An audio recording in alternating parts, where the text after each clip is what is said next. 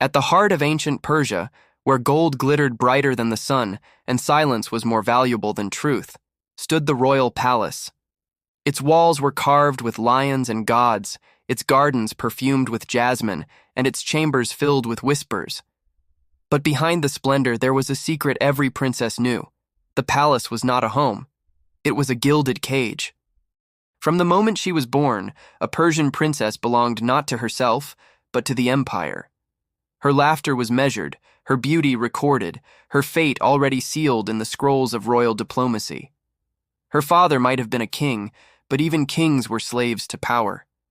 And in that world of thrones and daggers, a daughter's body was a currency, a treaty wrapped in silk. Before she ever saw her husband's face, she would be taught the art of silence. Eunuchs guarded her chambers, older women whispered rules of obedience, and priests recited prayers meant to purify her body and spirit. To be born royal was to be watched, even by the walls themselves. Every glance, every movement, every word was weighed like gold dust. The palace women, queens, consorts, and concubines, moved like shadows through corridors of polished marble. They smiled when told to, bowed when ordered, and wept only in the dark. For among them circulated a legend, a warning every princess heard in childhood. The night of your wedding is not the beginning of your happiness, it is the test of your survival. By day, the palace shone with divine beauty. Silver fountains, rose gardens, musicians playing delicate harps. But when the sun fell behind the Zagros Mountains, another world awoke. Doors locked, curtains were drawn. And in the women's quarters, the Andaran, the air grew heavy with fear. The princess's wedding night was the moment when her life ceased to be her own. She was no longer a daughter, but an offering, a living seal of loyalty to her husband, the prince or the king. To fail him, even in private, was treason. To refuse him, unthinkable. Even her first tears could be seen as disobedience. The servants who dressed her for that night moved silently, never meeting her eyes. They covered her body with oils, brushed her hair with gold combs, and tied the white silk around her wrists, a symbol of purity and submission. Outside her chamber, guards stood at attention, ensuring no one entered or left without permission. In the stillness, even the sound of her heartbeat felt like a crime. She would sit there waiting, the candlelight trembling on her veil, knowing that whatever came through that door would define the rest of her life. If her husband was kind, she might survive with dignity. If he was cruel, her beauty would become her curse. Many before her had learned this truth too late. The chronicles of Persia speak endlessly of conquests, kings, and gods. But between those golden lines lies a silence, the silence of women who lived in fear of the very night the poets called sacred. Their cries never reached the marble halls. Their stories were never carved in stone. Yet in the quiet corners of the palace their ghosts linger, invisible but not forgotten. For the Persian princess, the wedding night was not the union of hearts. It was the final surrender to an empire ruled by men and gods alike.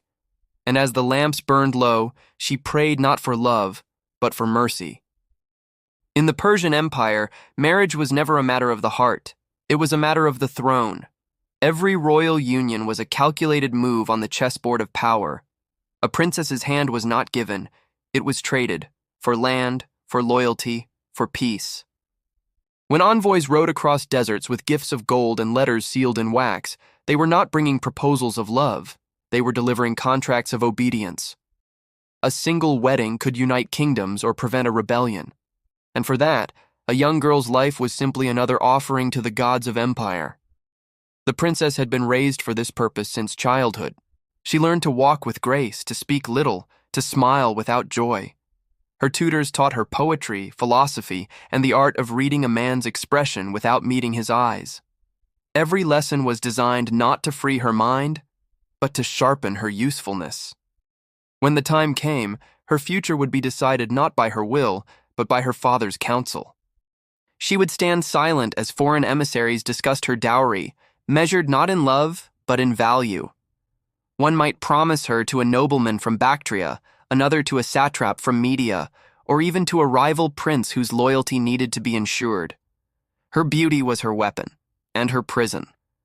The palace scribes recorded the terms of such unions with the precision of accountants. Her name, her lineage, the number of slaves she would bring, the jewels that would adorn her body, everything was written in ink, except her heart. No one asked what she wanted, because her desires were as meaningless as the cries of a dove in the storm. Even queens were not free. When the great king took a new bride, it was less a celebration and more a declaration of power. The ceremony glittered with gold and music, yet beneath the splendor lay fear. The royal court understood that each marriage shifted the balance. One wife's rise could mean another's fall. A smile at the wrong time could seal a woman's fate. Among the wives and concubines of the court, alliances bloomed like poisonous flowers. Whispers flowed like wine. Who would be the next favorite? Who might bear the heir? Who would be sent away to a silent exile? Even a princess of royal blood could be reduced to nothing overnight. In the Empire of Persia, the most dangerous battlefield was not on the front lines, it was the marriage bed. Some chroniclers dared to hint at darker practices. Before a royal marriage, certain priests conducted rituals to ensure the purity of the bride. She was bathed in sacred oils, her body examined by matrons, her virginity sworn before witnesses. The ceremony was meant to honor the gods, but in truth, it stripped her of all dignity. By the time she entered her husband's chamber, she was no longer a person. She was a vessel of empire. And yet, for the men of the court, this was the natural order of things. They called it duty. They called it loyalty. But the women who lived it called it the curse of the crown. The poets of the royal court would later sing of divine unions, of love between kings and their radiant queens. But those songs were written by men who had never seen the tears that fell on silk pillows, or the trembling of hands hidden beneath golden bangles. Marriage in Persia was an illusion, a stage on which politics dressed itself as romance. Behind every smile at the wedding feast lay 1,000 fears. Behind every vow whispered before the fire, there was a silence deeper than death. Because for the Persian princess, marriage was not the beginning of her story. It was the moment she disappeared from history, absorbed by the will of her husband, her name buried beneath his glory. And in that silence, she waited for the night that would decide whether she would become a queen or a ghost. Night fell upon Persepolis like a slow exhale of the gods. The stars scattered above the golden roofs, the moonlight painting silver across the marble floors. Inside the palace, the air was heavy with incense and anticipation. For the people, it was a night of celebration. But for one girl, a princess draped in gold and fear, it was the night she had dreaded all her life. The wedding feast had ended. The musicians' drums had faded into the corridors, and as the laughter of courtiers dissolved into whispers, the palace began to hold its breath. Servants carried oil lamps through the long corridors, casting wavering light upon mosaics that told stories of conquest, not love. In the bridal chamber, everything was perfection, and everything was terrifying. The bed was a masterpiece of carved cedar, its sheets white as moonlight.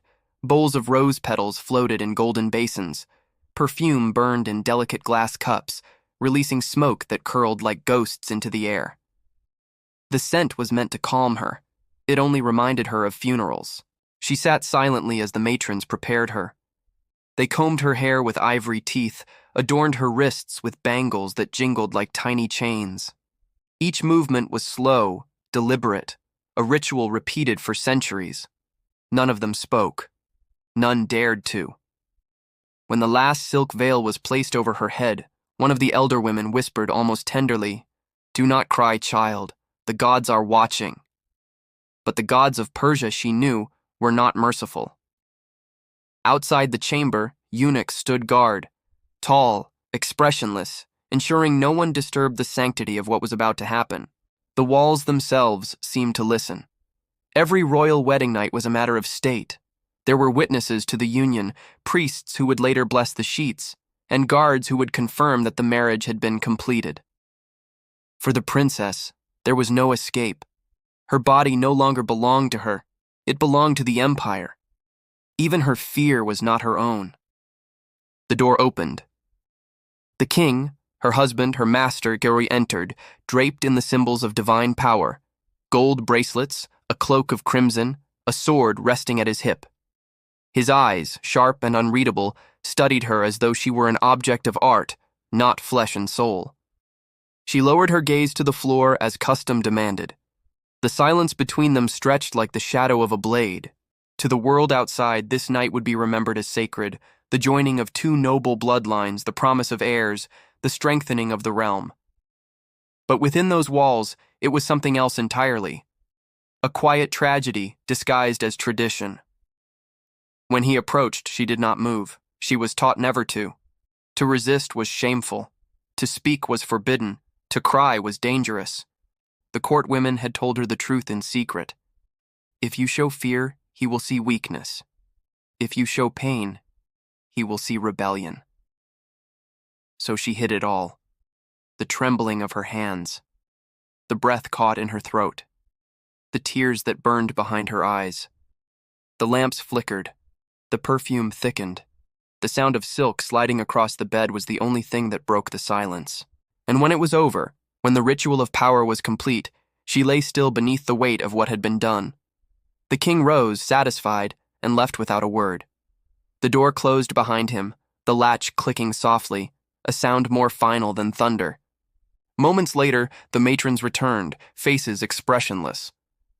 They collected the sheets, carried them away to be shown to witnesses. Proof that the union had been blessed. The princess remained motionless, staring at the ceiling painted with stars. Somewhere, a nightingale sang. But in her heart, the song was a dirge. Outside, the empire celebrated a new queen. Inside, a girl's innocence had been offered to the altar of tradition, her tears unseen, her terror unspoken. The poets would later write of that night in verses of love and devotion, gilding it in divine meaning. But none of them knew what it truly felt like. The silence, the trembling, the hollow ache of a life no longer one's own. For the Persian princess, the wedding night was not the beginning of joy. It was the first lesson of power, and the first wound of obedience. By dawn, the palace had already begun to whisper.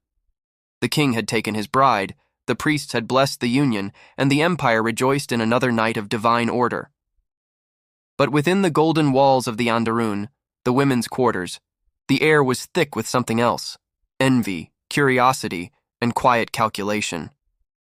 The Persian royal harem was not a sanctuary of pleasure. It was a fortress of control.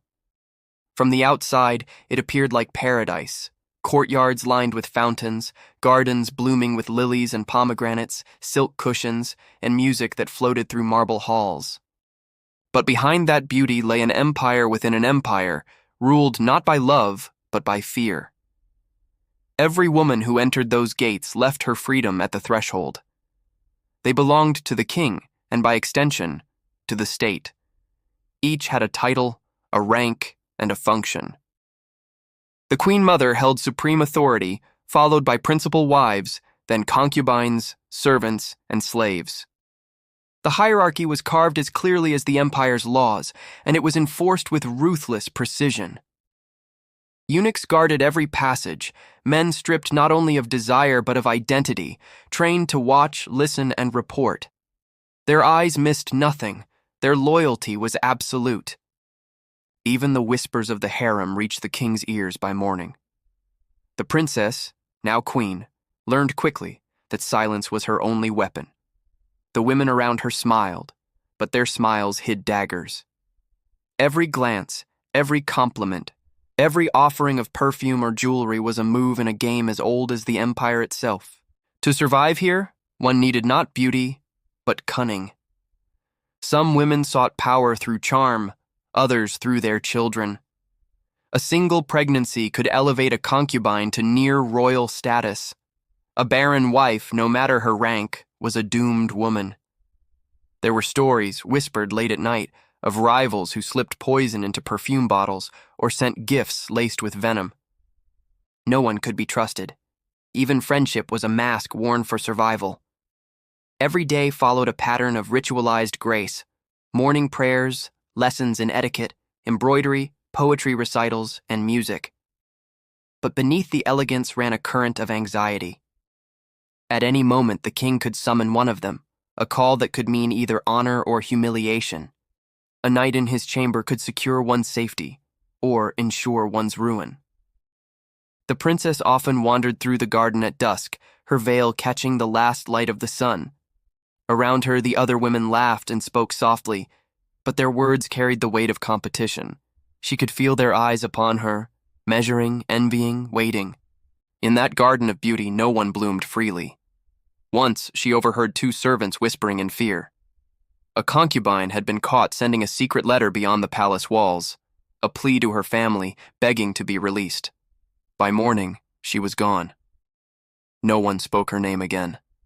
The garden where she used to sit was suddenly off limits, as if her presence had become a curse. That was how the harem maintained its silence, through disappearance. The eunuchs, though outwardly emotionless, were the keepers of every secret. They carried orders, delivered punishments, and erased the traces of scandal before they could reach the court. They knew who the king favored, who he ignored, and who was next to fall from grace.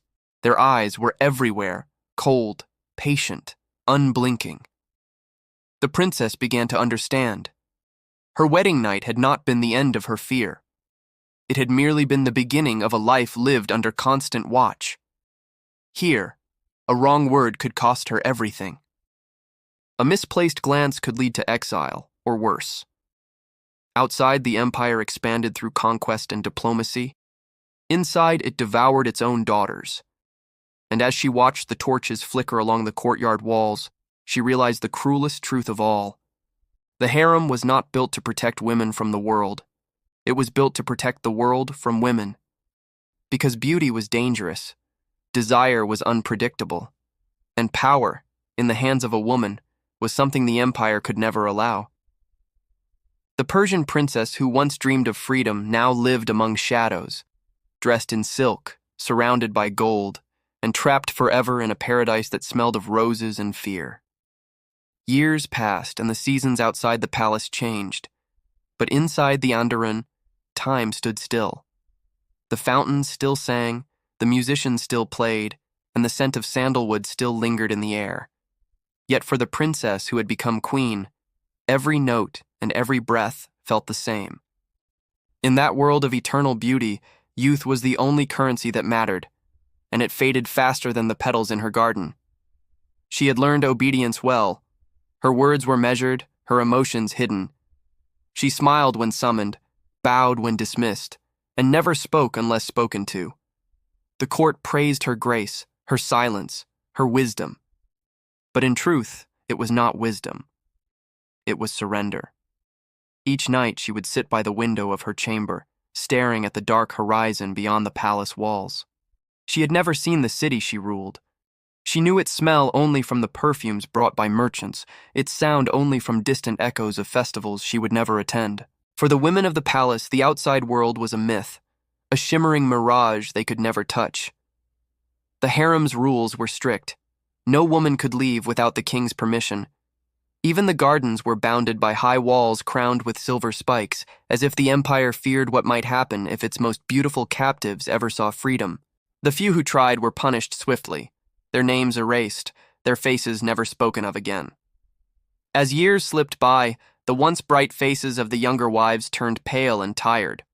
Some were replaced by new favorites, girls no older than 16, chosen from noble families and brought to the palace like lambs to a silent altar. The queen watched them arrive, frightened, delicate, unaware of the cost of their silk gowns. She wanted to warn them, but she could not, because warnings were dangerous in a world that worshipped obedience. In the royal court, her influence waned as her youth faded. The king, now older, sought novelty to remind himself he still possessed power. He gave jewels to new lovers, and left the older ones to fade into the background like forgotten verses of a poem no one recited anymore. Still, she performed her duties. She attended ceremonies, received foreign guests, and spoke words written for her by others. The people saw her as a figure of grace, the perfect queen. But behind her veil, she was empty. The only joy she found was in the small rebellions she could still keep hidden, teaching the younger women to read forbidden verses of Persian poetry, stories where women spoke with fire and defiance. They read in whispers, their hearts pounding, knowing that discovery meant punishment. For a few stolen moments, they felt alive. Sometimes at night, she would hear laughter echoing from the far end of the harem, the giggle of a new concubine summoned by the king. The sound pierced her like a blade, not from jealousy, but from sorrow. Because she knew that the laughter would not last. The night that began with silk and sweetness always ended in silence. As her reflection in the mirror grew older, she began to see what the palace had truly taken from her. Not her freedom, she had never had that. But her sense of self, her dreams, her voice, her right to be remembered. History would forget her name.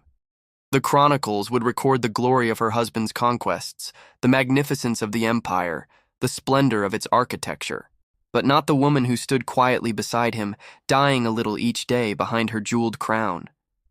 And so she waited, not for love, not for redemption, but for the mercy of time itself. Because time, she believed, was the only power greater than kings. It would outlive the empire, outlast the palaces, and one day perhaps whisper her story through the cracks of forgotten stone. The price of obedience was not pain. It was disappearance. A vanishing so complete that even memory could not find her.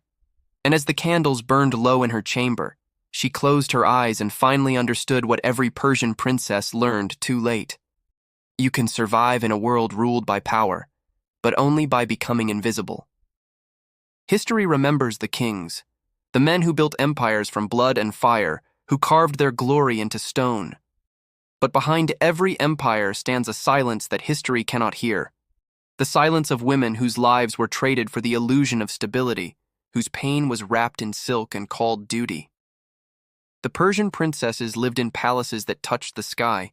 They wore crowns of gold, garments of silver thread, and jewels brighter than the stars, yet they lived in darkness.